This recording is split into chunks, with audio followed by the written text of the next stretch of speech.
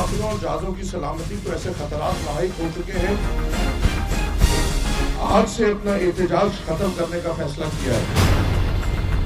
हमने ये जो बात हमारी तय हुई है वो थोड़ी सी मुख्तलिफ है, ये मैं आपको लाहौर से एक्सप्लेन कर सकता हूँ, इस वक्त एक्सप्लेन करना मेरे लिए थोड़ा सा प्रीमेच्योर है। अहम फैसला हो गया, मगर क्या तय पाया? तफसीलात एक दो रोज में सामने लाने का वादा करके PIA में हड़ताल खत्म कर दी गई। ज्वाइंट एक्शन कमेटी के सरबराह का कहना था कि मुलाजमीन को मौका दिया जाए, जजा और सजा का कानून लागू हो तो कोई वजह नहीं कि इदारा 1 साल के अंदर मस्बत कारकर्दगी ना दिखा सके। सुहेल बलोच ने एहतजाजी तहरीक में जान देने वाले 2 मुलाजमीन को खराज अकीदत पेश किया और हड़ताल खत्म करने की एक वजह तैयारों की हिफाजत को लाहिक खतरात को भी करार दिया।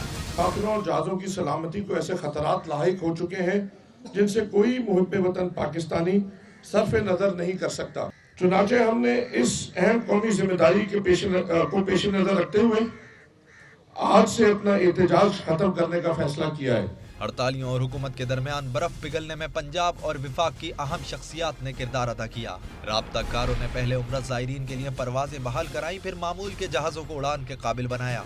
विफाकी हुकूमत ने भी लचक दिखाई और सुहेल बलोच समेत हड़तालियों को दिए गए शोकाज नोटिस वापस लेकर मुज़ाकरात की राह हमवार की।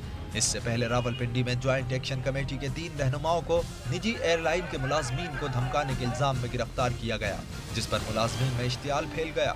हड़ताल के 8वें रोज कराची, लाहौर और पेशावर में एहतजाजी कैंप कायम रहे। क्वेटा में मुलाजमीन ने एयरपोर्ट की तरफ मार्च किया। दूसरी जानिब एहतजाज के बावजूद परवाजें जज़वी तौर पर बहाल रहीं, लेकिन शाम के वक्त मामूल के जहाज भी उड़ना शुरू हो गए।